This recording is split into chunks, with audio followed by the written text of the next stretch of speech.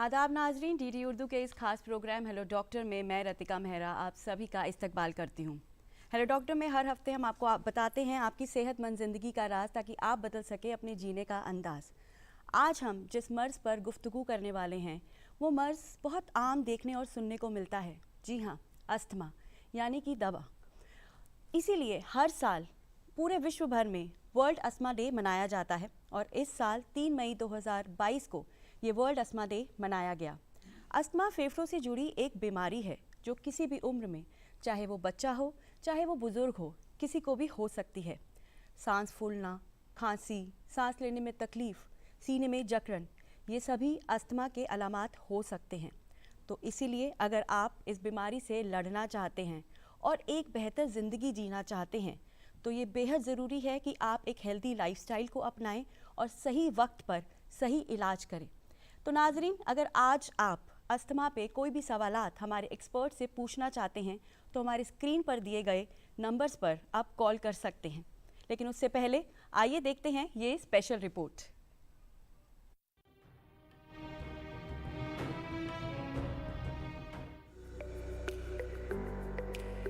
नाजरीन, आजकल सांस की मुख्तलिफ बीमारियां आम होती जा रही हैं। इनमें से अस्थमा यानी दमे की बीमारी सबसे आम है। ज्यादातर ये बीमारी बच्चों में पाई जाती है और बढ़ती उम्र तक जारी रहती है। बिलाशुबा इस बीमारी की बहुत सी वजूहात तो मौजूद हैं, मगर आगही की कमी के बायस बर वक्त इलाज न होने पर मर्ज शिद्दत भी अख्तियार कर लेता है। मेडिकल साइंस में दमा या अस्थमा फेफड़ों की दायमी बीमारी को कहते हैं। इसमें सांस की नालियां तंग हो जाती हैं और मरीज को सांस लेने में दुश्वारी होती है। इस बीमारी में खास तौर पर फेफड़ों की दो बड़ी नालियां जो सांस लेने में मददगार होती हैं, वो सूजन का शिकार हो जाती हैं। चूंकि दमा हवा की नालियों में तंगी से होता है, जिसके सबब सांस लेने में दुश्वारी होती है, इसलिए सांस लेने में सीटी की आवाज निकलती है और खांसी होती है। ये तकलीफ और भी बीमारियों में हो सकती है, इसलिए बहुत छोटे बच्चों में इसकी तशखीस जरा मुश्किल होती है। अगर बहुत छोटे बच्चे को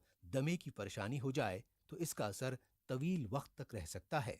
इंसानी जिस्म का ये कुदरती कानून है कि जो उज़्व एक दफा खराब हो गया वो दोबारा पहली सूरत में नहीं आ सकता है। जैसे आंखों की बीनाई कम हो जाना, दिल का बड़ा हो जाना, गुर्दे फेल हो जाना, फेफड़े खराब हो जाना या किसी उज़्व का बदन से मुअत्तल हो जाना वगैरह। अलबत्ता आज़ाए इंसानी को दवाओं और एहतियाती तदाबीर के जरिए मजीद खराब होने से रोका जरूर जा सकता है। इसी तरह दमे का कोई खुसूसी इलाज तो दस्तयाब नहीं है, ताहम एहतियाती तदाबीर अपनाकर इस मर्ज को बढ़ने से रोका जा सकता है। ये मर्ज मामूली सी खांसी से शुरू होता है। इसके अलावा सांस लेने में तकलीफ, सांस का फूलना, मुसलसल खांसी के दौरे से पड़ना, रात में ज्यादा खांसी होना, नींद में दुश्वारी और बेचैनी, ये दमे की अलामात हो सकती हैं और इन्हें हरगिज नजरअंदाज नहीं करना चाहिए। फौरन माहिर डॉक्टर से रुजू करना चाहिए। दमे के मरीज को अपने रोजमर्रा के मामूलात में भी तब्दीली करनी होती है। सबसे पहले अगर वो सिगरेट, बीड़ी, तंबाकू या किसी और नशे का आदी है तो फौरन उसे तर्क कर दे। इसके अलावा धूल मिट्टी और फिजाई आलूदगी से खुद को बचाए। अगर मौसम की तब्दीली से भी नुकसान होता है तो उसका भी खास ख्याल रखे। काबिल गौर है कि माहिरीन एलर्जी और दमे के बारे में ये कहते हैं कि ये किसी भी उम्र में हो सकते हैं और बढ़ सकते हैं, इसलिए हमारा बेदार रहना निहायत जरूरी है। और इसी गरज से हर बरस मई के पहले हफ्ते में दमे का आलमी दिन मनाया जाता है, जिसका मकसद इस बीमारी के तई आगही पैदा करना और इसकी रोकथाम के सिलसिले में किए जाने वाले इक़दामात का जायजा लेना है। नाजरीन, हकीकत भी यही है कि किसी भी बीमारी से बेदार रहकर ही बचा जा सकता है और तभी हम एक सेहतमंद जिंदगी गुजार सकते हैं।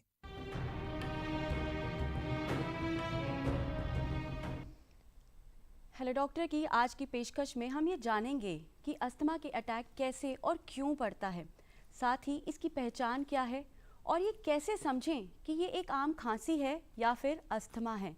तो इन्हीं सभी मौज़ूआत पर आज गुफ्तगू करने के लिए हमारे साथ हैं एक्सपर्ट का एक स्पेशल पैनल। तो आइए आपका उनसे तारुफ कराते हैं। हमारे साथ हैं professor doctor Rohit Sarin, principal consultant and technical adviser government of India and former director national institute of tuberculosis and respiratory diseases. आपका इस्तकबाल है सब। और हमारे साथ हैं doctor Subhash Giri, medical director, Guru Tegh Bahadur hospital and university college of medical sciences. आपका भी इस्तकबाल है सर। और आयुर्वेदा से हमारे साथ जुड़ रही हैं doctor Divya Kajaria, assistant professor, all India institute of Ayurveda, ministry of Ayush, government of India से। आप सभी का इस्तकबाल है। तो सबसे पहले डॉक्टर रोहित सरीन, मैं आपसे शुरुआत करना चाहूँगी। और ये जैसे कि अभी हमने बात की कि ये जो बीमारी है अस्थमा की, ये अब किसी भी उम्र में देखने को मिल सकती है, चाहे वो बच्चा हो चाहे वो बुज़ुर्ग हो। और हर साल हम वर्ल्ड अस्थमा डे मनाते हैं। तो सबसे पहले आप ये बताइए कि इस दिन की क्या इम्पोर्टेंस है? देखिए, वैसे तो हर दिन की एक महत्वता होती है, परंतु जो हम अस्थमा या दमा जो आम भाषा में बोला जाता है, तो इसमें कई लोगों को मालूम ही नहीं रहता है कि वो दमा के शिकार हैं जी। और सालों साल बीत जाते हैं, उनको परेशानी होती रहती है, परंतु वो सोचते हैं कि ये एक साधारण खांसी है, तो जब खांसी हुई तो खांसी का शरबत ले लिया किसी से और कुछ दिनों में ठीक भी हो जाती है। और फिर जब कभी मौसम बदलता है या धूल धुआं उड़ता है तो फिर उनको बढ़ जाती है खांसी। और ऐसे वो जब एक किसी चीज़ को इग्नोर करते जाते हैं तो कुछ समय बाद वो ये देखते हैं कि उनको सांस लेने में भी मुश्किल हो रही है। और जब सांस लेने में मुश्किल होती है तब वो कहीं जाकर किसी डॉक्टर से संपर्क करते हैं या करीबी अपने जो भी हेल्थ फैसिलिटी है वहाँ जाते हैं। और कई बार तो डॉक्टर भी इस चीज़ को नहीं पहचान पाते हैं। क्यों करके देखिए, बात यह है कि शुरुआत जब होती है किसी भी बीमारी की तो उसको पहचानना कई बार कठिन हो जाता है। तो इस करके हम तो ये कहते हैं कि अगर किसी को भी एक सीजनल रिलेटेड जो भी मौसम के अनुसार कोई ना कोई उसको कोई सिम्टम आता है, कोई लक्षण आता है, जैसे खांसी है, सांस फूलना है, जुकाम हो जाता है, नीचे आनी शुरू हो जाती हैं, या जब भी कभी कोई मौसम बदलता है या कहीं फूल आते हैं, कोई वो कहता है मैं बाग बगीचे में जाता हूँ तो मेरी खांसी बढ़ जाती है, तो तब उसको ये चीज़ माइंड में रखनी चाहिए कि हो सकता है ये दमा तो नहीं। और उसको संपर्क करना चाहिए अपने करीबी हेल्थ फैसिलिटी में जाके डॉक्टर से। एंड आशा यही रहती है कि भाई उसका सही डायग्नोज होगा और उसका सही इलाज होगा। बिल्कुल, thank you so much. Doctor Subhash, asthma की अवेयरनेस को लेके आप क्या कहना चाहेंगे? कितना इम्पोर्टेंट है अवेयर होना? देखिए, एस्थमा एक बहुत ही कॉमन डिजीज़ है हमारी सोसाइटी में, और वर्ल्ड की बात करो तो लगभग 350 मिलियन लोग इससे सफ़र करते हैं। एक बहुत ही कॉमन कंडीशन है। फिर भी इसकी अवेयरनेस हमारी सोसाइटी में बहुत कम है। और इस बार WHO ने एस्थमा डे पे जो थीम रखा है वो रखा है कि हम गैप्स जो एस्थमा केयर में है या अवेयरनेस में उसको कुछ कम करें। जैसा कि सभी लोगों को पता है कि हम चाहे भी कितना भी डेवलप करें, अभी भी हमारी पॉपुलेशन बहुत पुअर है, एजुकेशन बहुत कम है, और गैप्स यूजुअली एजुकेशन और पॉवर्टी की वजह से ही है। लोगों को सही इलाज नहीं मिल पाता, तो लोगों को इस बीमारी के बारे में पता लगे, किस टाइम किस डॉक्टर के पास जाके इसका इलाज करवाया जाए, वो सब इम्पॉर्टेंट है। कुछ क्वैक्स इस बीमारी के डायग्नोसिस में घुस जाते हैं और वो कुछ भी ड्रग्स देते रहते हैं। इस चीज़ पे भी हमें गैप्स के अंदर ही इसको भी कवर करना चाहिए। बच्चों के अंदर स्पेशली स्कूल गोइंग चिल्ड्रन है, ये भी एक गैप है जहाँ के शायद पेरेंट्स से दूर रहता है बच्चा और काफ़ी घंटे तक टीचर्स की निगरानी में रहता है।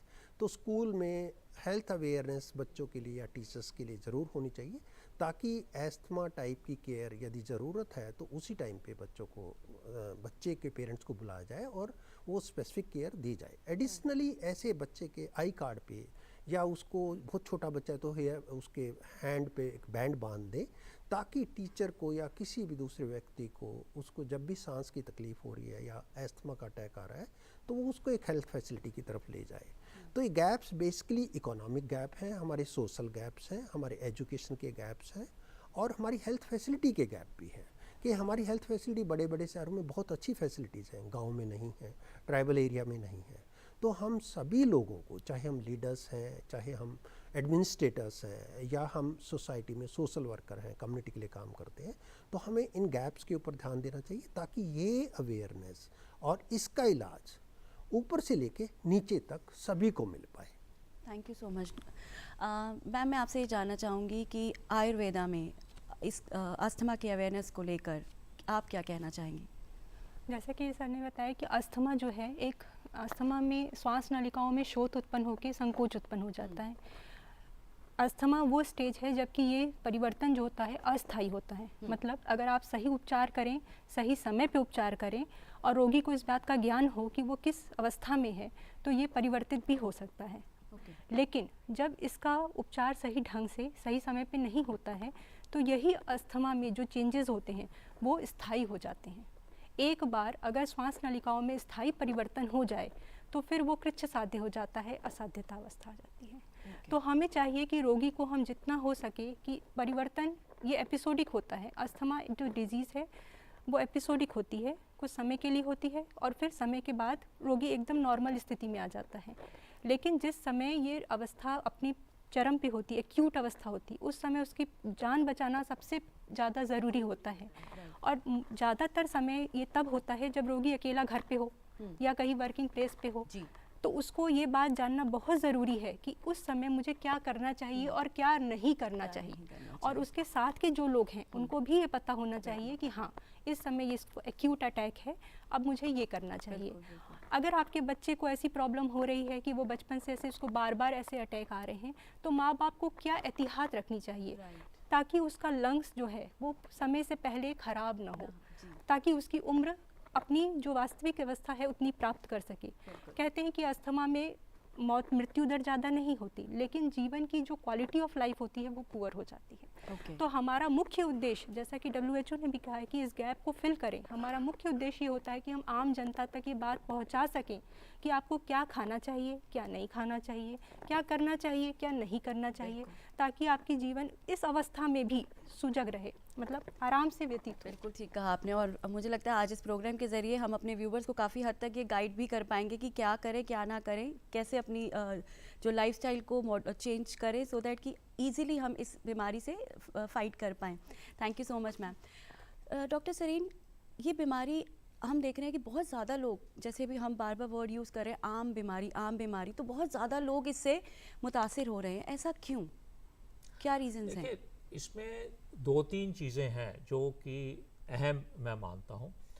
एक तो ये है कि भाई जो इन्वायरमेंटल पोल्यूशन है ये अब आगे से बहुत बढ़ गया है। अगर मैं सोचूं कि 20 साल पहले और आज में, तो वातावरण जो प्रदूषण हुआ है वो बहुत ज़्यादा हुआ है, बहुत अधिक हुआ है।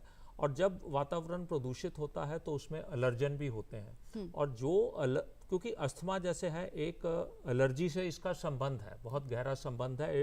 ये एक एलर्जिक मैनिफेस्टेशन है। एलर्जी जब होती है किसी को, किसी भी कारण, किसी को हाउस डस्ट माइट से हो जाती है, मतलब धूल मिट्टी से हो जाती है, किसी को धुएं से हो जाती है, किसी को पोलन से हो जाती है। तो जब वातावरण के अंदर ये सारी दूषित वातावरण है आपका, तो उसके अंदर सैकड़ों एलर्जेंस हैं और किसी भी व्यक्ति को वो किसी भी एलर्जन से वो रिएक्ट करता है और उसकी जो भी सांस की नलियां हैं वो सिकुड़ जाती हैं। और जब सिकुड़ जाती हैं तो दमा आ जाता है। तो इस करके दमे की बीमारी साल प्रति साल ये बढ़ रही है।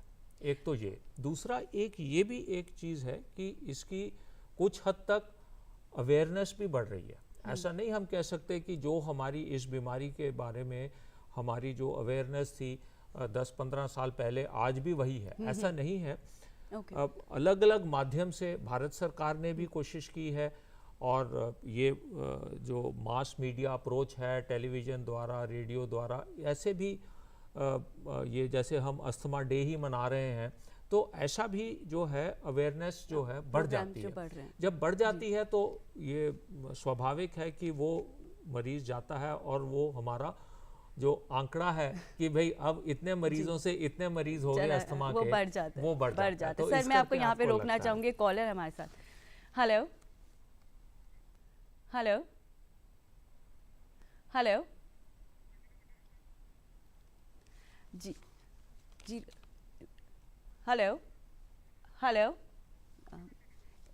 जी, आप अपनी बात अब कंप्लीट कर सकते हैं। आई थिंक कुछ टेक्निकल इशू रह गया। हाँ, नहीं तो मैं यही कह रहा था कि भाई जो आंकड़ा उससे बढ़ जाता है जब जो लोग लगता है कि भाई ये नंबर बढ़ गया है, तो ये नंबर बढ़ने का एक तो प्रदूषण है, दूसरा ये है, फिर सिगरेट स्मोकिंग जो है ये भी एक इम्पॉर्टेंट फैक्टर है, क्योंकि जो मतलब स्मोक है, स्मोक इटसेल्फ जो है एक एलर्जन है, इरिटेशन कॉज करता है, तो जिसको पहले से ही एक प्री डिस्पोजिशन है। देखिए इसमें जेनेटिक बीमारी भी है, दमा किसी हद तक एक जेनेटिक बीमारी भी है। आप देखेंगे कि परिवार में एक व्यक्ति को नहीं सांस की बीमारी होती, कई बार वो बाप दादा को, मतलब ऐसे भी अगर हम ट्रेस करें सिबलिंग्स को, भाई बहनों में, तो बीमारी निकल आती है। जब हम हिस्ट्री लेते हैं मरीज की कि भाई क्या परेशानी है, तो फिर पता चलता है कि भाई उसकी माँ को भी ऐसे ही सांस की बीमारी थी। तो इस तरह से जो ये जेनेटिक प्री डिस्पोजिशन है, ये भी एक जब एक्सपोजर होता है किसी एलर्जन से, तो ये मैनिफेस्टेशन इसकी बढ़ जाती है। सो यही मैं कहना चाहूँ। बिल्कुल ठीक। डॉक्टर सुभाष, जैसे कि सर ने बताया, एक तो ये जेनेटिक प्रॉब्लम है अगर किसी को भी हमारे परिवार में, क्योंकि आम हम देखते हैं कि हम मतलब बहुत नियरेस्ट रिलेशंस में जाते हैं कि हाँ मदर को नहीं है, फादर को नहीं है, ग्रैंडफादर ग्रैंड मदर को नहीं है, पर अगर दूर भी अगर किसी को ये रहती है तो भी क्या इसका इम्पैक्ट पड़ सकता है? दूसरा मैं ये जानना चाहूँगी आपसे, क्या बाय बर्थ भी, जैसे कि सर ने कहा कि सिकुड़न हो जाती है नलियों में, तो क्या ये बाय बर्थ प्रॉब्लम होती है या फिर ये जो ये ट्रिगर्स हैं इनकी वजह से ये प्रॉब्लम होती है? देखिए ये बाय बर्थ नहीं होता, हाँ जेनेटिक प्रीडिस्पोजिशन जरूर है। क्लोज रिलेटिव का जेनेटिक प्रीडिस्पोजिशन डॉक्यूमेंटेड है, बहुत दूर के रिलेटिव का मैं I will not be able to say research wise वो पॉसिबल है कि नहीं, but definitely mother father brother sister मामा एंड दैट टाइप ऑफ नाना दादा दादी, इसका प्रीडिस्पोजिशन बच्चे में आ सकता है। और वो आप कह सकते हैं उसको, इन लोगों को ज़्यादा चांसेस हैं कि अस्थमा होगा। जन्मजात अस्थमा कभी भी नहीं होता। शुरू में 1-2 साल में बच्चे को कुछ सांस की तकलीफें हो सकती हैं, लेकिन वो कंडीशंस दूसरी होती हैं। लोग हो सकता है उनको ये कंफ्यूज करते हो कि अस्थमा है, लेकिन वो कंडीशंस ऑल टुगेदर डिफरेंट है। यूजुअली अस्थमा 5 साल के करीब स्टार्ट होता है ज़्यादातर लोगों में, बहुत रेयरली है कि 4-5 साल से कम एज में अस्थमा शुरू हो जाएगा। अस्थमा के अगेन 2 तरह की कंडीशन है, एक इंट्रिंसिक अस्थमा हम बोलते हैं और एक एक्सट्रिंसिक अस्थमा बोलते हैं। इंट्रिंसिक अस्थमा हमारी बॉडी के अंदर ही कुछ ऐसी चीज़ है कि वो नॉर्मल एलर्जन से या नॉर्मल से, जिससे आम पब्लिक नहीं रिएक्ट कर रही है, जिसमें आम फेफड़ा रिएक्ट नहीं करता, लेकिन कुछ लोगों में वो उससे भी रिएक्ट करता है, और उसके रिएक्शन की वजह से उनकी जो सांस की नलियाँ हैं वो थोड़ा फूल जाती हैं, सूज जाती हैं। उस इन्फ्लेमेशन की वजह से हवा उसमें प्रॉपरली जा नहीं पाती, जिसकी वजह से ऑक्सीजन और कार्बन डाइऑक्साइड का जो आपस में एक्सचेंज होता है ब्लड के अंदर, फेफड़े के अंदर। फेफड़ा बेसिकली एक हवा का एक गुबार है जिसके अंदर साफ हवा जाती है और गंदी हवा बाहर निकलती है। साफ हवा का मतलब जिसमें ऑक्सीजन वाली हवा अंदर गई और वो एक्सचेंज हुआ, ऑक्सीजन ब्लड में चली गई और ब्लड से कार्बन डाइऑक्साइड इस हवा में आ गया और सांस से अपने बाहर निकाल दी। यदि वो रास्ता टाइट हो जाता है, यानी कि उसमें सोजस है, तो वो हवा उसके अंदर जा नहीं पाती, तो आदमी के अंदर ऑक्सीजन की कमी होने लगती है। ऑक्सीजन की कमी की वजह से उसको सांस चढ़ना शुरू हो जाता है। तो इंट्रिंसिक अस्थमा यूजुअली बॉडी के अंदर ऐसे कोई फैक्टर्स हैं जिसकी वजह से, जेनेटिक या दूसरी प्रेडिस्पोजिशन, जिसकी वजह से ये अस्थमा का अटैक आता है। दूसरा जो कॉमनली ज़्यादा देखने को मिलता है, जैसे डॉक्टर साहब ने भी बोला, उसमें एक्सट्रिंसिक अस्थमा हम बोलते हैं, जिसमें बाहर एनवायरनमेंट में हमारे कुछ चेंजेस हैं। देखिए हम अपने प्लेनेट को बुरी तरह से झंझोड़ रहे हैं, जो उसको हम बुरी तरह से ख़राब करें। हमने डिफॉरेस्टेशन कर दिया, ऑक्सीजन कम है, प्लेनेट का टेम्परेचर बढ़ता जा रहा है, तो बहुत सारी चीज़ें हो रही है। इतना इंडस्ट्रियल पॉल्यूशन हो रहा है, वॉर हो रहे हैं, तो इन सब से हमारे प्लेनेट पे एक बहुत प्रेशर है। ओजोन की लेयर कम हो गई, तो पॉल्यूशन का लेवल बहुत ज़्यादा हो गया। यदि हम अपने दिल्ली या नॉर्थ इंडिया में बात करें तो हर सर्दियों में स्मॉग इतने दिन तक रहता है ना। तो ये पॉल्यूशन जो है, जैसे डॉक्टर साहब ने बोला, ये पॉल्यूटेंट बॉडी में जाते हैं, रिएक्ट करेंगे। स्मोक है, एक आदमी करता है, यदि क्लोज एनवायरनमेंट में, चाहे वो उसका वर्किंग स्टेशन है, चाहे वो उसका घर है, यदि वो करेगा तो बच्चे को अस्थमा होने के चांसेस हैं। घर, छोटा सा घर है, बड़े घर खत्म हो गए, उसमें पेट भी आप रखेंगे, पेट रखेंगे, पेट के अंदर डैंड्रफ होगा, उससे भी आपको स्मोक होगा। पाइप्स आपके लगते हैं, जो बिल्डर्स बनाता है, पाइप गलत लगाएगा, जॉइंट अच्छे नहीं करेगा, सीलन आएगी, रुकना चाहूंगी, कॉलर हमारे से वापस जुड़ना चाहते हैं, मोल्ड भी होगा। हेलो हेलो हेलो, क्या आप मुझे सुन पा रहे हैं? आप प्लीज़ दोबारा ट्राई कीजिए। Thank you. तो ऐसे यदि हमारे घर में सीलन है, जैसे बाथरूम में सीलन है, तो उसमें फंगस आ जाएगी, उसपे मोल्ड पे स्पोर्स आएंगे, उस स्पोर से भी अस्थमा पैदा होगा, है ना। उसी तरह ब्रूमिंग करने की हैबिट है इंडिया में। हम मोपिंग कम करते हैं, ब्रूमिंग ज़्यादा करते हैं, सक्शन कम करते हैं, उड़ाते ज़्यादा है। Right. अपने घर का कूड़ा निकाल के हमें दूसरे के घर के सामने डालना है, या हमारी ही हवा है उसी को हमने प्रदूषित करना है। तो हम सभी को, उसमें मैं भी हूँ, आप लोग भी हैं, हम सभी को ये चाहिए कि हम अपने एनवायरनमेंट को कैसे साफ रखें, अपने घर को हम कैसे साफ रखें, हमारे घर के अंदर पॉल्यूशन कम से कम हो, स्मोक ना हो, डस्ट ना हो, चाहे वो कपड़े की डस्ट है, चाहे वो बाथरूम से आ रहा है मोल्ड है, या कोई और पॉल्यूशन है, ये सारी ठीक करनी चाहिए। डस्टिंग ना करें, मॉपिंग करें, कपड़े को जल्दी धोएं, है ना, झाड़ें ना। कई बार झाड़ने की एक हैबिट है इंडिया में, उसको झाड़ लिया दोबारा से यूज कर लिया, नो नेवर। ओके। तो ये चीज़ें ना करें, पर्दे कम यूज करें, घर को खुला रखें, साफ हवा आएगी, तो एक्सट्रिंजिक एस्थमा के ये फैक्टर हमारे कम होंगे। तो इसको हम एक्सट्रिंजिक एस्थमा बोलते हैं। ओके, बहुत ही अच्छी इन्फॉर्मेशन आपने शेयर की, thank you so much. Ma'am, मैं आपसे ये जानना चाहती हूँ कि जो लाइफस्टाइल है हमारा, जो तर्ज ज़िंदगी हम जीते हैं, उसका कितना बड़ा रोल होता है इस बीमारी के बढ़ने में? देखिए, अस्थमा जैसा कि हमने आपको बताया कि शोथ जनित श्वास नलिकाओं में संकोच उत्पन्न हो जाता है। जैसा कि इसमें 3 फेज होते हैं। जैसे हमने हवा ली, एक तो वेंटिलेशन हो गया, लेकिन वो कितनी हवा एयर विवर में गई, मतलब वायु के विवरों में कितनी गई, वो एल्वुलर वेंटिलेशन हो गया। और उसके बाद वो कितनी ऑक्सीजन जो है ब्लड में गई, 3 स्टेप हो गए, वेंटिलेशन और परफ्यूजन। राइट। इन तीनों स्टेप पे आपकी दैनिक क्रिया का असर पड़ता है। जैसे अगर आप ज़्यादातर समय बैठ के बिताते हैं, ज़्यादातर सीडेंट्री लाइफ स्टाइल है, आप कोई व्यायाम नहीं करते, प्राणायाम नहीं करते, आपकी खान पीन की आदत जो है वो ज़्यादातर आप ट्रांस फैट का यूज़ करते हैं, जैसे एक ही तेल को बार बार पका रहे हैं, एक ही तेल का बार बार यूज़ कर रहे हैं, या आप पैक्ड फूड का ज़्यादा प्रयोग कर रहे हैं, तो आपको इन सभी क्रियाओं के कारण क्या होता है कि आपका धीरे धीरे करके आपकी जो श्वास नलिकाओं पे ये इसी तरह से है जैसे एक्सट्रिंसिक और इंट्रिंसिक फैक्टर्स जो होते हैं। राइट। आपका जितना अच्छा हार्ट का बीट होगा, जितना अच्छा हार्ट पंप करेगा, उतना अच्छा रक्त का प्रवाह बनेगा। जितना अच्छा रक्त का प्रवाह बनेगा, उतना अच्छा रक्त जो है आपके फेफड़ों में जाएगा, उतना अच्छा ऑक्सीजन का सैचुरेशन मेंटेन होगा बॉडी के लिए। इन किसी भी क्रिया विधि से जब ऑक्सीजन का सैचुरेशन कम होने लगता है तो श्वास नलिकाओं में शोथ अपने आप उत्पन्न होता है। इसीलिए दोनों एक दूसरे से कनेक्टेड हैं। मतलब श्वास कृच्छता होगी तो ऑक्सीजन की कमी होके श्वास हृदय पे असर पड़ेगा, हृदय की में असर होगा तो श्वास कृच्छता होके सांस के असर पड़ेगा। तो आपका ये कहना है कि किसी भी बीमारी से अगर हमें लड़ना है तो हम अपना लाइफस्टाइल जो है हमें बिल्कुल अप्रोप्रिएट रखना पड़ेगा। हमें नियमित रूप से व्यायाम करना चाहिए। व्यायाम में भी मैं यहाँ कहना चाहूँगी प्राणायाम का बहुत असर है। देखिए, हमारे शरीर को ये हमारी ऐच्छिक एक्टिविटी है कि हम अपनी श्वास गति को नियंत्रित कर सकते हैं। आप चाहें तो आप अपनी श्वास गति को बढ़ा भी सकते हैं, कम भी कर सकते हैं। श्वास गति इस बात पे निर्भर करती है कि आपकी एल्वुलाइज पे, मतलब जो वायु के विवर हैं उनमें कितनी ऑक्सीजन जाएगी।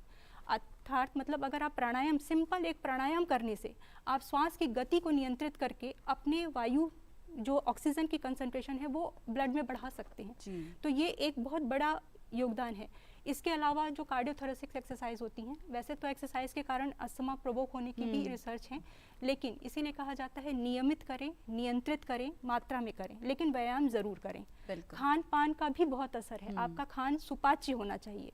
जितना ज़्यादा आपका भोजन ऐसा होगा जो गुरु आहार है, जो देर से पचता है, उतना ज़्यादा आपकी बॉडी में फूड इंटॉलरेंस होने के कारण, कॉन्स्टिपेशन होने के कारण, फिर वो आपका स्टमक भी में हिस्टामिन का रिसेप्टर्स होते हैं, वहाँ से एलर्जी उत्पन्न होती है। ये सारे फैक्टर इंट्रिंसिक में आ जाते हैं। Thank you so much ma'am. एक कॉलर है।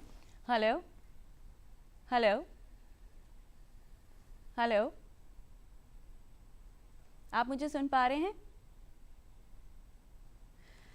जी डॉक्टर रोहित, ये कैसे समझें हम कि हमें एक आम खांसी है या फिर अस्थमा है, इसमें कैसे डिफ्रेंशिएट करें? बहुत कन्फ्यूजन रहती है, स्पेशली अगर हम बच्चों की बात करें तो कैसे इसको हम डिफ्रेंशिएट करें कि ये आम खांसी ही है, कुछ दिनों में ठीक हो जाएगी, या ये अस्थमा का रूप ले सकती है? ये एक बहुत अहम प्रश्न है जो आपने किया है, बिकॉज ये जब कोई मरीज़ डॉक्टर के पास भी आता है तो आफ्टर ऑल मरीज़ को तो नहीं मालूम है कि मुझे दमा है। मरीज़ को तो वो जो लक्षण है वही मालूम है और वही वो आके डॉक्टर को बताता है। अब ये डॉक्टर ने ये देखना है कि भाई मैं साधारण खांसी से भिड़ रहा हूँ या मैं दमे से भिड़ रहा हूँ। तो उसके लिए देखिए, एक तो हिस्ट्री बड़ी इम्पोर्टेंट है। मरीज से ये जानना बहुत ज़रूरी है कि क्या ये उसको अक्सर हो जाती है और क्या इसका जो खांसी का है कोई ताल्लुक है धूल मिट्टी से या सीज़न से, या मतलब किसी वजह से। अगर वो कहता है कि भी मुझे हर साल जो है जब मौसम बदलता है तब खांसी ज़्यादा होती है, या वो कहेगा कि भाई मुझे सर्दियों में खांसी ज़्यादा होती है, तो मतलब उसकी जो भी खांसी है या उसकी जो सांस में मुश्किलात आ रही है, अगर तो वो सीजनल रिलेटेड है तो हमारा हमेशा माइंड जाता है कि भाई ये दमा भी हो सकता है। ओके। दूसरा, फिर हम हिस्ट्री में ही उससे ये पूछते हैं कि आपके परिवार में किसी को सांस की बीमारी तो नहीं है, किसी को इस तरह की बीमारी तो नहीं जो आती है और जाती है। देखो, दमे का एक जो बेसिक कैरेक्टरिस्टिक है, ये देखो हर सांस जो मरीज को फूल रहा है वो दमा नहीं होता, पर एक उसका जो सबसे अहम जो चीज़ है ये पैरोक्सिज्मल होता है, ये आता जाता है। ऐसा नहीं है कि भाई ये सालों साल लगातार हर रोज रहेगा, ऐसा नहीं है। ये कुछ महीने ज़्यादा हो जाएगा, कुछ महीने कम हो जाएगा। और ये एक बीमारी का ही एक कैरेक्टरिस्टिक मैं कहता हूँ है कि ऐसा भी रहता है कि मरीज कुछ साल तो ज़्यादा बीमार होता है, कुछ साल उसको ज़्यादा अटैक आते हैं और कुछ साल वो बिल्कुल ठीक हो जाता है। और जिन पर ये बीमारी देखिए ये जड़ से नहीं जाती है। अच्छा। ये मतलब हमारी एलोपैथिक मेडिसिन में ये सोच है कि ये बीमारी आपके एक शरीर का एक हिस्सा है और ये आपके साथ ही रहेगी। इसको मैनेज कैसे करना है वो चीज़ आपको देखनी है। तो there is no cure. Okay. तो बिकॉज ऑफ दैट वो आज के दिन आपको सांस ज़्यादा फूल रहा है, 2 महीने बाद आपको ऐसे लगेगा मुझे सांस की बीमारी कभी थी ही नहीं। और जब मरीज़ कोई ऐसी दवा ले रहा होता है, जब उसको ऐसे फेज में होता है कि जब उसकी बीमारी जाने वाली है या सिम्टम जाने वाला है, तो वो सोचता है कि भाई ये तो डॉक्टर बहुत अच्छा है, मैंने इससे इलाज लिया और मैं ठीक हो गया। परंतु उसका जो मूल कारण ये है कि ये बीमारी का ही कैरेक्टरिस्टिक है। टाइम लिमिट है कि हाँ, एक साइकिल है, वैक्सिंग एंड वेनिंग इसको हम कहते हैं। बीमारी कुछ साल 4-5 साल बहुत गंभीर बीमारी होती है और फिर 3-4 साल वो बिल्कुल ठीक रहता है। तो ऐसे हमने अधिकतर देखा है। तो अगर हिस्ट्री में हमको ये चीज़ पाई जाए कि ऐसा है, तो फिर हम माइंड में आता है दमा है। फिर हमारे पास एक जो हर डॉक्टर के पास रहता है एक स्टेथोस्कोप होता है, तो उसको हम कान में लगा के मरीज की छाती को हम ऑस्कल्टेट करते हैं, तो उसमें से साएं साएं की आवाज़ आती है। तो ये भी एक हमारा साइन जिसको कहते हैं, इसको हम कहते हैं कि भाई अब जो नलियां हैं सांस की वो सिकुड़ गई हैं। और फिर कुछ जांचें भी हैं, लंग फंक्शन टेस्ट इनको हम कहते हैं। डॉक्टर रोहित, मैं आपसे इस पे एक बात पूछना चाहूँगी कि जैसे आपने कहा कि ये जो बीमारी है ये आती जाती रहती है, तो अगर जिस वक्त एक इंसान को बीमारी है उस समय तो वो दवाइयों का सेवन कर रहा है, दवाइयाँ ले रहा है, अपना इलाज करवा रहा है, पर जिस समय उसको नहीं ये प्रॉब्लम हो रही है, क्या उस वक्त उसे दवाइयों का इस्तेमाल करना बंद कर देना चाहिए या दवाइयाँ कंटिन्यू करनी चाहिए? देखिए, दवाइयाँ बंद तो नहीं करनी चाहिए, ये तो बड़ा क्लियर है। क्योंकि जब उसको मुश्किल होती है तो इसका मतलब ये है कि जो भी सांस की नलियां हैं वो इस हद तक सिकुड़ गई हैं कि उसकी सांस फूल रही है। और जब सांस नहीं फूल रही होती तो इसका मतलब ये नहीं है कि सांस की नलियां बिल्कुल पूरी तरह खुल गई हैं। वो थोड़ी बहुत सिकुड़ी हैं पर इतनी नहीं सिकुड़ी हैं कि उसको सांस लेने में परेशानी हो। और अगर हम उसका इलाज नहीं करेंगे तो जैसे कि डॉक्टर साहिबान ने बताया कि भाई फिर वो एक क्रॉनिसिटी में बदल जाती है। फिर वो जो बीमारी रिवर्सिबल होती है एट सम स्टेज, वो फिर इरिवर्सिबल होनी शुरू हो जाती है। तो इस करके हमको एक बार अगर डायग्नोज हो गया कि इसको दमा है तो मरीज को इलाज लेना आवश्यक है। अब जो भी दवाइयाँ हैं उनकी मात्रा में आप अंतर कर सकते हैं कि जब बीमारी का लक्षण ज़्यादा है तो दवाई ज़्यादा बढ़ा दी, जब लक्षण कम है तो दवाई कम कर दी। और आज के दिन में तो ऐसी भी दवाइयाँ अब आ गई हैं जो अटैक को प्रिवेंट भी करती हैं। देखिए, एक तो ये है कि भाई सांस फूल रहा है तो आपने तुरंत उसका इलाज करना है, लाइफ सेविंग मेजर है। परंतु ये अटैक आई ही ना, उसके लिए भी अब मेडिसिन अवेलेबल हैं कि भाई अगर आप ये दवाइयाँ लेंगे तो चांस अटैक आने का आप में बहुत कम है। Thank you so much doctor Sareen. Doctor Subhash, जैसे कि हमने अभी बात की कि ये किसी भी उम्र में बीमारी हो सकती है, चाहे वो बच्चा हो चाहे बुजुर्ग हो। तो अगर उम्र के किसी फेज़ में अगर ये बीमारी किसी को हो, एकदम अचानक से हो जाए और उसे अस्थमा का दौरा पड़ जाए, तो उसके आसपास के जो लोग हैं या उसके परिवार के जो लोग हैं, वो ऐसा फर्स्ट एड क्या होना चाहिए उस वक्त उस इंसान को देने के लिए, जिससे कि हम उसे बचा पाएँ? देखिए, पहले तो हम लोगों को 3-4 कैटेगरी में डिवाइड कर लेना चाहिए। फर्स्ट अटैक ड्यूरिंग चाइल्डहुड आ रहा है तो it is likely to be asthma, okay, likely to be asthma, और उसको इमीडिएटली फर्स्ट अटैक के डॉक्टर को जाना चाहिए। घर पे बैठ के कोई भी इलाज मैं इसके लिए अलाउ नहीं करूँगा। इमीडिएटली डॉक्टर को कंसल्ट करे या इमरजेंसी में जाए, एक बार डायग्नोसिस हो जाएगा और प्रॉपर ट्रीटमेंट उसका प्लान हो जाएगा। और यदि ये वो आप घर वो पे कुछ symptom- भी देते रहेंगे तो वो प्रोलॉन्ग होगा और कई बार वो पहला अटैक भी काफ़ी ज़्यादा जानलेवा हो सकता है। और ये आप वो सिम्टम कहना चाह रहे हैं कि जिसमें उसकी सांस उसको बहुत लेने में ज़्यादा तकलीफ हो रही होगी बच्चे को? यस, ये वो कंडीशन है जिस टाइम उसको हॉस्पिटल लेके जाना चाहिए। ओके।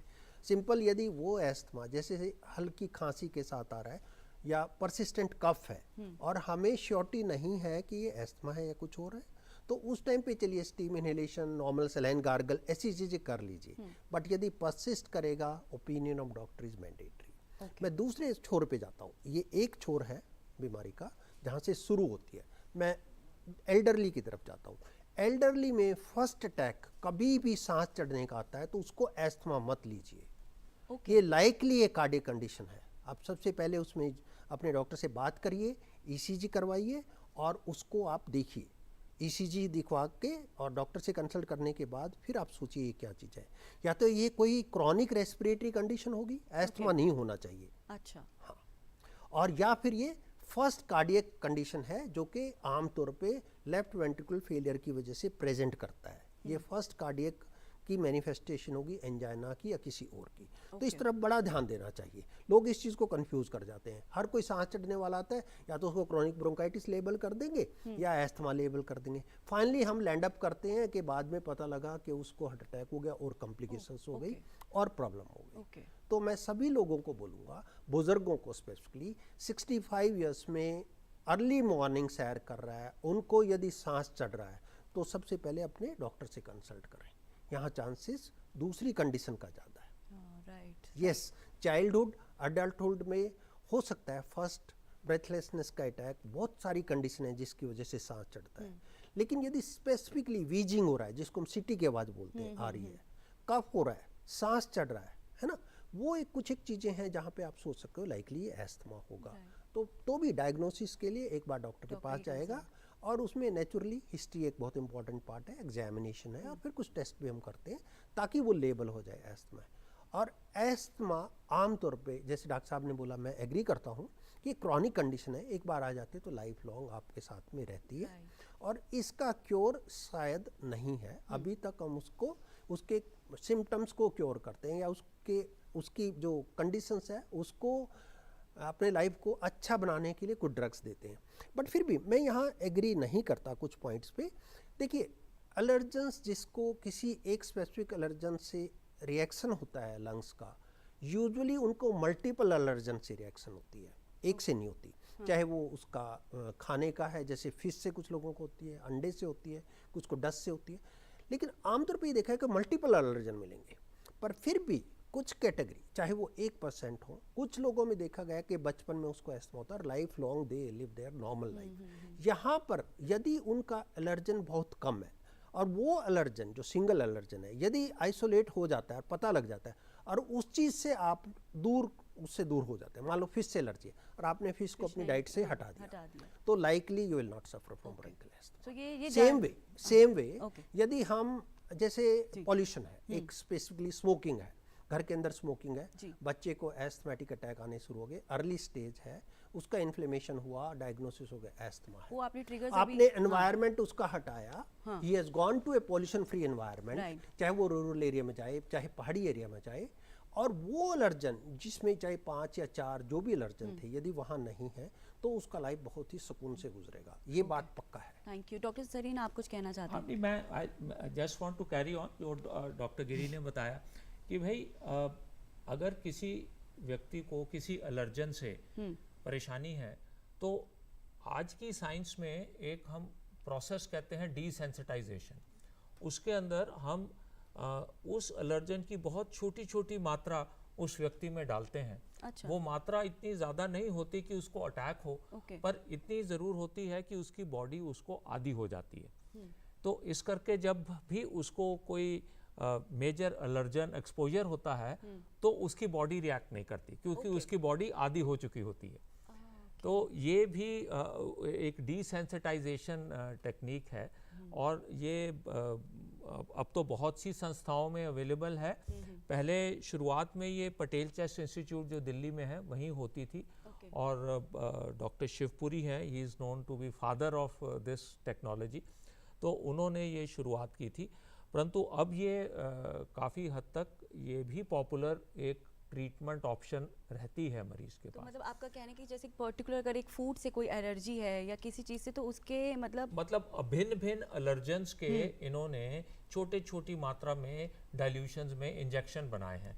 तो वो पहले तो बॉडी में पूरी में लगा के देख लेते हैं कि कहाँ किस स्पेसिफिक एलर्जन से बॉडी रिएक्ट कर रहा है। वहाँ पे रेडनेस हो जाएगी, स्वेलिंग हो जाएगी, खारिश होनी शुरू हो जाएगी जो एलर्जन इंजेक्ट किया। फिर जब मालूम पड़ गया कि ये एलर्जन है, तो फिर उसी एलर्जन को वो छोटी छोटी मात्रा में डाल के बॉडी को आदी बना देते। तो ये वन टाइम प्रोसीजर होता है या मतलब रेगुलर इंटरवल्स में हमें इंजेक्शंस लेने होते हैं? नहीं, ये एक पीरियड में लेने होते हैं। एक बार डिसेंसिटाइज हो जाए तो फिर अधिकतर उस एलर्जन से प्रॉब्लम नहीं होती। परंतु इसमें ये ज़रूर है कि आज इंसान एक चीज से एलर्जिक है, कल को वो दूसरी चीज से भी हो सकता है। हाँ। क्यों करके ये उसका स्वभाव है। एलर्जिक होना एक स्वभाव है उसका, बॉडी के अंदर उसका एक कैरेक्टरिस्टिक है। तो आज जैसे वो चावल खाने से एलर्जिक हुआ, कल वो फिश खाने से एलर्जिक भी हो सकता बिल्कुल। है। तो इस करके ये जो डिसेंसिटाइजेशन मैकेनिज्म है, ये मतलब लाइफ लॉन्ग आपको नहीं बचाता है, बट हाँ एक सब्सटैंशियल पीरियड के लिए बचा लेता है। तो क्वालिटी ऑफ लाइफ आपकी बेहतर हो जाती है। बहुत ही इंपॉर्टेंट इन्फॉर्मेशन आपने शेयर किया हमारे साथ। तो डॉक्टर दिव्या, आप भी इसमें कुछ अपनी राय देना चाहेंगी? हाँ, मैं सर से कहती हूँ कि desensitisation is a very good technique, and Ayurveda में भी इसको हम लोग यूज़ करते हैं। लेकिन हम लोग डिसेंसिटाइजेशन करने के पहले इम्यून मॉड्यूलेशन करते हैं। आपको पता है आपके शरीर की प्रतिरोधक क्षमता जो होती है, उसकी प्रतिक्रिया जो होती है वो जेनेटिक मैपिंग के द्वारा होती है। मतलब थ्रेट कितना गंभीर है, खतरा कितना गंभीर है, गंभीरता के अनुसार रिएक्शंस आते हैं, इसी को प्रतिक्रिया कहते हैं। जब गंभीरता न होने के बावजूद रिएक्शन आ जाए तो उसको एलर्जी कहते हैं। जैसे अगर आपको हम एक सिंपल एग्जांपल दें, अगर आपके घर में कोई बाहर दरबान खड़ा है, उसके पास एक लिस्ट है कि किसको आना है किसको नहीं आना है, ठीक है। अब वो उनको देख के आने दे रहा है, इसको कहते हैं वो हार्मफुल है नहीं हार्मफुल है, ठीक। बॉडी भी यही कहती है ये हार्मफुल है ये नहीं हार्मफुल है, ठीक है, आने दे रही है। लेकिन मान लीजिए उसके पास मिस इन्फॉर्मेशन है कि ये बच्चा खतरनाक नहीं है, फिर भी वो बच्चे को देख के अलार्म बजा देता है कि पुलिस को बुलाओ, ये बच्चा अलार्म बजा दे। अब ये प्रतिक्रिया निश्चित है, उसको ये पता है दरबान को कि ये प्रतिक्रिया हमें देनी है जब घातकता ज़्यादा हो, लेकिन वो डायग्नोज गलत कर रहा है, वो पहचान गलत रहा है, वो बच्चे को भी खतरनाक मान रहा है जबकि बच्चा खतरनाक नहीं है। यही एलर्जी है। तो घातकता के अनुसार प्रतिक्रिया जो होती है वो निश्चित, प्रतिक्रिया को आप बदल नहीं सकते, लेकिन जो पहचानने वाला व्यक्ति है उसको आप बदल सकते हैं। इसी को डिसेंसिटाइजेशन करते हैं।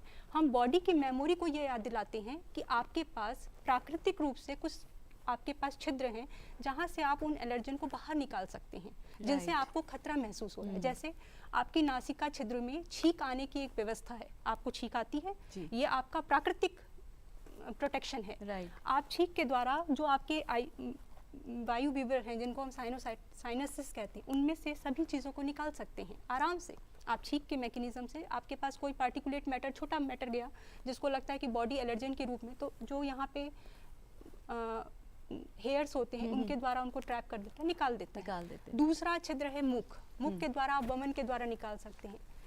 तीसरा छिद्र है गुदा मार्ग, विरेचन के द्वारा। तो ये इम्यूनोमॉड्यूलेशन है जिसके द्वारा हम व्यक्ति को याद दिलाते हैं कि आपके पास ये मैकेनिज्म भी है, ताकि आप उसको हाइपर सेंसिटिविटी रिएक्शन देने से पहले ये रिएक्शन दे सकें। तो डॉक्टर दिव्या, जैसे कि डॉक्टर सरीन ने बताया कि जो भी इंजेक्शंस हैं ये एक अलग तरीका है, लेकिन कुछ हम देखते हैं कि घर में भी बहुत सारी ऐसी चीज़ों का इस्तेमाल करने से जो एलर्जेंस की हम बात कर रहे हैं, जिस वजह से बीमारी बढ़ती है, तो क्या ऐसे कोई घर के ऐसे घरेलू हमारे नुस्खे हैं जिससे कि इस बीमारी से हम मतलब बचाव कर सकते हैं? देखिए, दो चीज़ें हैं। घरेलू उपचार की भी अपनी सीमा है।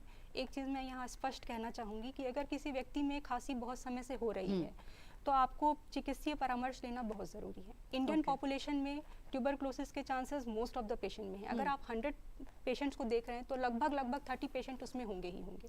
ओके। हाँ, तो इसलिए कभी भी किसी भी पेशेंट को अपना घरेलू उपचार लंबे समय तक नहीं करना चाहिए।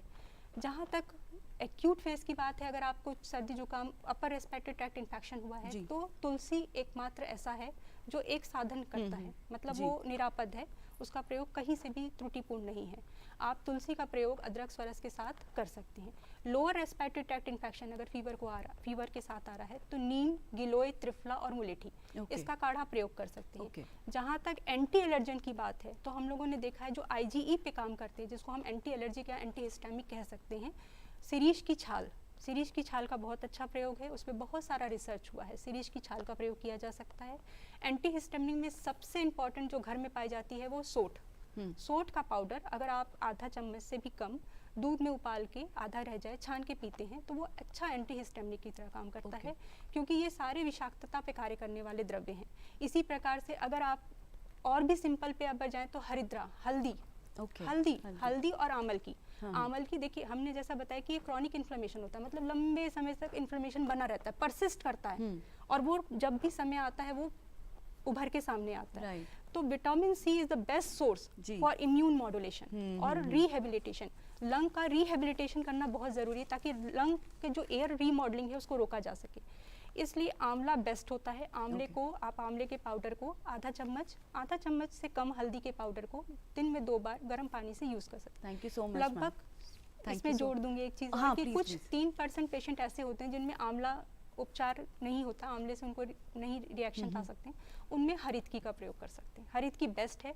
हरितकी एक हरण है, वो उसमें मैग्नीज भी होती है, उसमें सभी मिनरल्स विटामिन के साथ आता है, तो हरितकी का प्रयोग निरापद है। वो कर सकते हैं। Thank you so much. मैं आप लोगों से बहुत एक छोटा सवाल करूंगी, उसके बाद एक मैसेज हम करेंगे बिकॉज समय की हमारे पास कमी है।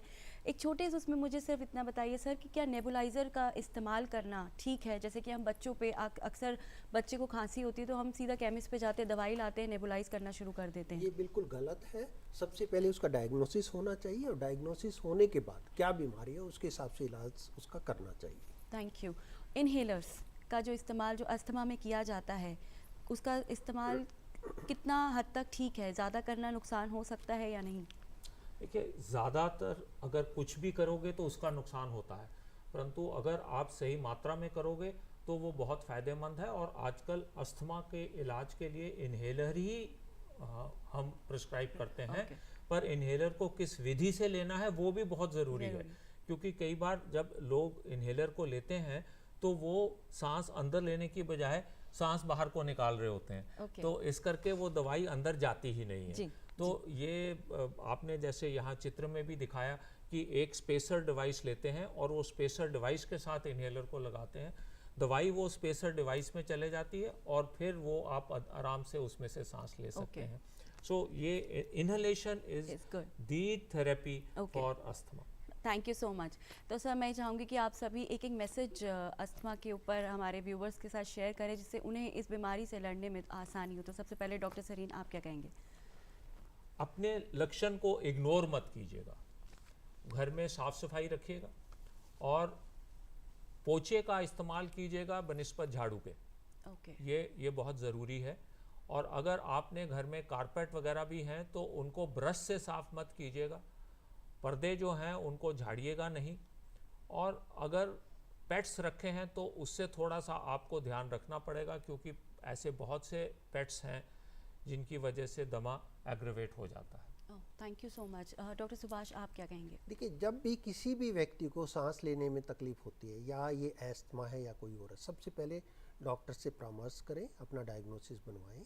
यदि एस्थमा है तो उसकी अवेयरनेस, उसका एजुकेशन अपने फैमिली मेम्बर्स के साथ, अपने दोस्तों के साथ, अपने टीचर्स के साथ अपनी इलनेस को शेयर कीजिए और अपना सुचारू रूप से एक्सरसाइज कीजिए, रेगुलरली हल्का खाना खाइए, वेट मत बढ़ने दीजिए। और योगा और प्राणायाम दोनों ही चीज़ें एस्थमा में काफ़ी हेल्पफुल हैं, काफ़ी लाभदायक हैं, वो रेगुलरली कीजिए। Thank you so much sir. Doctor Divya, आप क्या कहेंगी? गर्म खाना खाना चाहिए, सुपाच्य ताज़ा खाना खाएं और योग और प्राणायाम नियमित रूप से करना चाहिए ताकि आपका लंग्स जो है किसी भी प्रकार की किसी भी बाहरी जो भी आघात है उसको बर्दाश्त कर सके और रसायन थेरेपी का प्रयोग करें। Thank you so much. आप सभी का बहुत बहुत शुक्रिया, आप यहाँ आए और अस्थमा पे आपने जो भी इन्फॉर्मेशन हमारे साथ शेयर किया, आई होप उससे काफ़ी हद तक हमारे व्यूवर्स को जो है क्लियरेंस मिली होगी। So thank you so much. Thank you. So नाजरीन, हमें पूरी उम्मीद है कि आज की जो पेशकश है अस्थमा पे आपको बेहद पसंद आई होगी और अगर आपकी भी कोई राय हो या कोई सवाल हो तो आप हमें ईमेल कर सकते हैं। हमारा ईमेल आईडी है hello.doctor@gmail.com और आप हमारे यूट्यूब चैनल के साथ भी जुड़ सकते हैं। हमारा यूट्यूब चैनल है DD उर्दू। और अब अपनी मेज़बान रतिका मेहरा को दीजिए इजाज़त। अगले हफ्ते एक बार फिर मुलाकात होगी आपसे एक नए मर्ज पर। तब तक के लिए अपना और अपनों का ख्याल रखें। अल्लाह हाफिज़।